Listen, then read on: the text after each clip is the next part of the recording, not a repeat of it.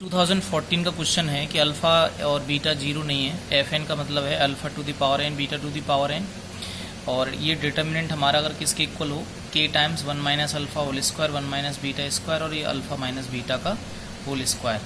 तो आपको बताना है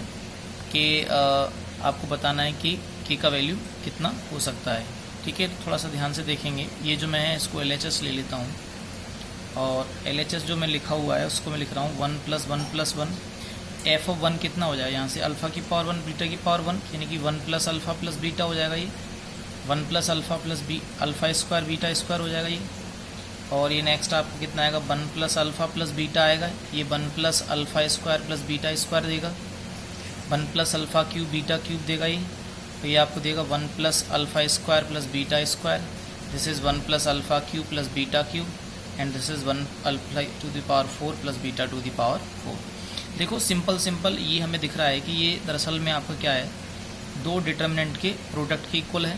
ठीक है, देखो कैसे 1 1 1 और 1 1 1।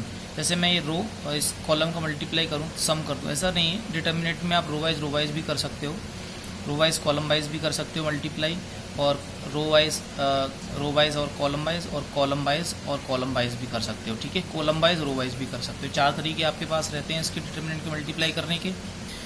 ठीक है, तो मैंने ये लिखा, देखो इसका मल्टीप्लाई इससे करूँगा तो ये आपको मिलेगा। अब मैं इसका मल्टीप्लाई यहाँ करना चाहता हूँ, देखो कितना, अगर मैं यहाँ रखूँ 1 अल्फ़ा और ये रखूँ बीटा, तो इसका मल्टीप्लाई इससे करूँ तो ये आ जाएगा ना। अब इसका मल्टीप्लाई मैं यहाँ करना चाहता हूँ, तो अगर मैं इसको 1 अल्फ़ा स्क्वायर और बीटा स्क्वायर रख दूंगा तो ये आ जाएगा ना मेरा।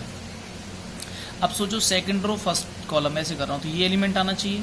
तो इसके लिए मुझे यहाँ पे क्या रखना चाहिए, 1 अल्फ़ा और बीटा रखना चाहिए ना। इसका मल्टीप्लाई इससे करूँगा तो ये आ जाएगा, इसका मल्टीप्लाई इससे करूँगा तो ये आ जाएगा, इसका मल्टीप्लाई इससे करूँ तो ये आ जाएगा। ठीक है, हो गया। अब देखो हमें क्या करना है, इस जगह पे 1 + अल्फ़ा स्क्वायर बीटा स्क्वायर रखना है। तो अगर मैं यहाँ 1 अल्फ़ा स्क्वायर बीटा स्क्वायर कर लेता हूँ, तो इसका मल्टीप्लाई आप इससे करोगे तो ये मिलेगा आपको, देख लो, नहीं मिलेगा। इसका मल्टीप्लाई इससे करोगे, सम करोगे तो ये मिलेगा। इसका मल्टीप्लाई इससे करोगे और सम करोगे तो कितना मिलेगा आपको, ये मिल जाएगा। अच्छा, अब आप नोटिस करो, ये जो वैल्यू आप देख रहे हैं ना, ये वाली वैल्यू और ये वाली वैल्यू देख रहे हैं, वो सेम है। देखो कैसे है सेम। अगर मैं मान लो इसका ट्रांसपोज ले लूँ, सपोज करो इसका ट्रांसपोज, मतलब ये अगर मैट्रिक्स ए का डिटर्मिनेंट है तो इसका हम जानते हैं determinant of A and determinant of A transpose कैसा होता है, इक्वल। तो अंदर इसका मैं ट्रांसपोज ले लूँ, यानी कि रोज को कॉलम में चेंज कर दूँ, तो 1 1 1 ये ऐसे आ जाएगा। इस रो को 1 अल्फ़ा अल्फ़ा स्क्वायर और 1 बीटा बीटा स्क्वायर। तो ओवरऑल ये डिटर्मिनेंट कैसा है, सेम है। तो मैं इसको लिख रहा हूँ कितना, 1 1 1 1 1। ठीक है, alpha beta alpha square beta square और होल पावर कितना हो गया, 2 हो गया। अब इसको सॉल्व करो आप, तो मैं इसमें लगा रहा हूँ कि मैं R2 - R1 लगा देता हूँ और R2 पर रिप्लेस कर देता हूँ। फिर मैं इसमें R3 - R1 लगा रहा हूँ और R3 पर रिप्लेस कर देता हूँ।